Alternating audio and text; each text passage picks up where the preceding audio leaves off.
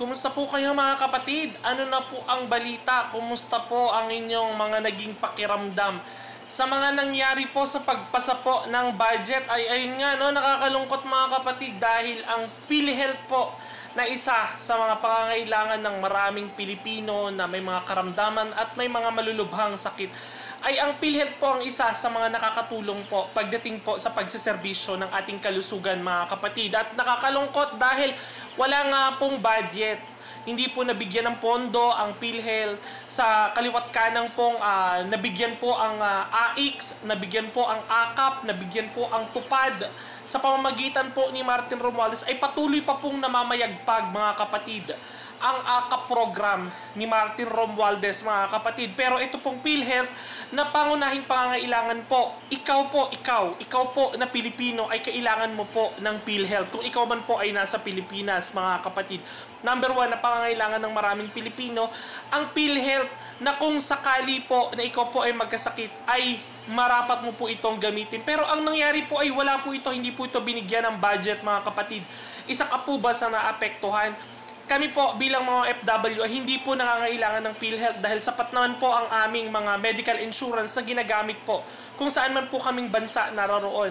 Pero ang aming pong ikinalulungkot dito ay ang pagbaklas po ng pondo na dapat po ay para po sa maraming Pilipino ay hindi na po nabibigyan mga kapatid. At basahin po natin, may naging pahayag po si Senator Bato de la Rosa. Ito po ang sabi niya, zero PhilHealth but 76 billion for AKAP and AIX. Kasi sa PhilHealth hindi ka magkakautang na loob. Sa politiko, pero sa AKAP at AIX magpapasalamat ka sa politiko. Very useful ito this coming election. Yan po naging sabi ni Senator Bato de la Rosa. Tama po siya mga kapatid dahil nakikita natin na ito po ay ginagamit lamang. No? Gagamitin ito talaga ni Martin Romualdez sa pamumulitika. At ito po ay gusto nilang mahawakan, no? Ang PhilHealth. Gagamitin po talaga nito. Unang-una po sa pondo. Unang-una po talaga sa pondo dahil alam po natin na napapabalita po nakipag-tie up po ang DBP, ang Tingog Party List at ang PhilHealth mga kapatid. Kaya bakit po walang pondo? Hindi po natin alam. Ang mga senador lang po ang nakakaalam kung bakit po hindi sila nabigyan ng pondo. Sa totoo lang po mga kapatid, palpak na po ang naibibigay na serbisyo ng PhilHealth. Alam natin yan. Hindi na nga maayos ang ibibigay na serbisyong medikal nitong PhilHealth, babaklasan mo pa at tatanggalan mo pa ng pondo. Ano na lang po ang mga mangyayari sa mga kapatid po nating mga mahihirap. Hindi lang mahihirap, pati mga mayayaman po na umaasa lang din po na makakuha ng diskwento sa PhilHealth mga kapatid. Na ito lang po ang inaasahan, ito po ay inaasahan po ng mga mahihirap nating kababayan na nahaharap sa mga malulubhang karamdaman mga kapatid. Ano po, kinukundi na din po ito ng maraming tao mga kapatid. Malamang hindi lang ikaw ang nag-iisip dito. Hindi lang ikaw at ang iyong pamilya ang nag-iisip sa ginawa po nilang pagbaklas dito po sa pondo ng PhilHealth.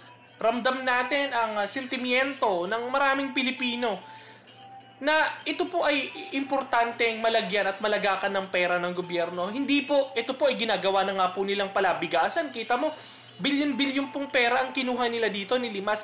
Nilimasan mo na ng pera, tinanggalan mo na ng pera, ngayon hindi mo pa bibigyan. Hindi mo pa bibigyan ng budget. Ano po ang mangyayari sa palpak na nga pong pagbibigay ng serbisyo nitong PhilHealth? Ang katwiran nyo ay gagamitin na lang ang kanilang mga pondong natitira, etc. Yun po ang sabi ni Grace po. Ngayon lang po nangyari sa kasaysayan po ng Pilipinas, mga kapatid, na hindi po nabigyan ang Department of Health, ang PhilHealth, hindi po nabigyan ng pondo, no, mga kapatid. Pero ang AKAP, TUPAD ni Martin Romualdez ay busog na busog. Busog na busog po at bondat na bondat po sila sa pondo. Malamang po hindi na po sila magkanda-ugaga kung paano nila uubusin ang pondong yan, ano? Na ngayon po kasama na po ang mga senador. Kaya po pala sila, ang itong 16 na ito ay napapayag. Kasama pala sila sa makikinabang. Kaya po ang AKAP ay nilagdaan na nila at pinalusot na rin nila mga kapatid. Kaya wala na pong mangyayari kung ganitong mga klaseng politiko na pang sarili lamang po ang iniisip. Buti po, nandiyan pa po si Senator Bato de la Rosa. si Senator Bongo na kahit papaano nag-iisip pa rin po sila sa tunay na kalalagayan at kailangan at pangailangan ng marami nating mga kapatid na Pilipino, no? Kaya salamat pa rin kay Senator Bongo na patuloy pong naninindigan na obserbahan po at pakiramdaman ang tunay po na kalagayan ng PhilHealth, ang estado po ng PhilHealth. Na hindi po para limasan ng pera at gawing gatasan, dapat po ay bigyan at pondohan. Dahil ang mga mahihirap nating kababayan, makinabang po dito, no? At sana naman itong PhilHealth ay matuto sila na makapagbigay sila ng maayos sa serbisyo para sa mamamayang Pilipino. Hindi na nga maayos ang serbisyo, mataas na nga ang mga kanilang mga premium na mga sinisingil. Wala na ngang maayos at magandang pagsiserbisyo, tapos ganito pa, di ba? Nakakalungkot mga kapatid, ano pang mangyayari sa hinaharap? Naging malubha na po talaga ang nangyayari sa Pilipinas ngayon, ano, mga kapatid, sa pamumuno po yan ni Bongbong Marcos. Naging worst po ang Pilipinas, mga kapatid. At ito pa po, basahin po natin ang naging pahayag po ni Crisette Laureta Chu ng Manila Bulletin. Sa akap ilalagay para may access sila dahil election time, ibang klase, hindi sa PhilHealth. Kasi accounted for with dealings sa hospitals. Ano na Pilipinas? Bato and Bongo did not sign. 'Di ba mga kapatid? Kaya kudos po dahil andyan pa rin po si Senator Bato de la Rosa at si Senator Bongo na patuloy na nagmamasid at nagmamatsyag sa mga nangyayari po dyan sa Senado, mga kapatid. Kung sila po ay mawawala dyan at magpapatuloy po atong Marcos administration, ano na lang po ang mangyayari? Si Risa Ontiveros, panig na rin po dyan. Ito pong si Coco Pimentel, panig na rin po dyan.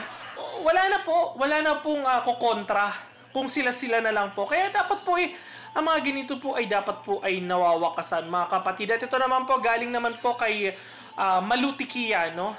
At ito po ang sabi niya, SSS and GSIS, PhilHealth and Trust Funds, why are they being used for other purposes, mga kapatid? Kita mo, no? Pumapalag sila, mga kapatid, at may mga naninindigan tayong mga kapatid na naniniwala pa rin na may malinis na intensyon at may malinaw na pagpapaliwanag galing po sa kanilang mga puso, mga kapatid, no? Kung patuloy po natin na napapabayaan po at hindi po natin kukundinahin at wala pong nag-uulat na mga kababayan natin na nakikialam po sa tunay na kalagayan po at tunay na sitwasyon ng Pilipinas ngayon, ano na lang po ang magiging takbo ng Pilipinas sa darating na 3 taon sa pamumuno ni Bongbong Marcos, kapatid. Kung ngayon pa lang po ay sadlak na po at nahihirapan na pong umangat ang Pilipinas, what more sa 3 taon pa na pamamalagi ni Bongbong Marcos sa pwesto, ano na po ang mangyayari?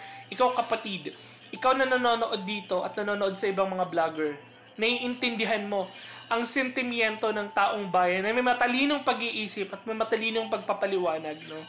Kaya saludo pa rin po sa mga vlogger na nandyan para kundinahin po ang tunay na nangyayari po sa Pilipinas, mga kapatid. At ito po, meron pong naging pahayag po si Senator Bongo at basahin po natin to, no?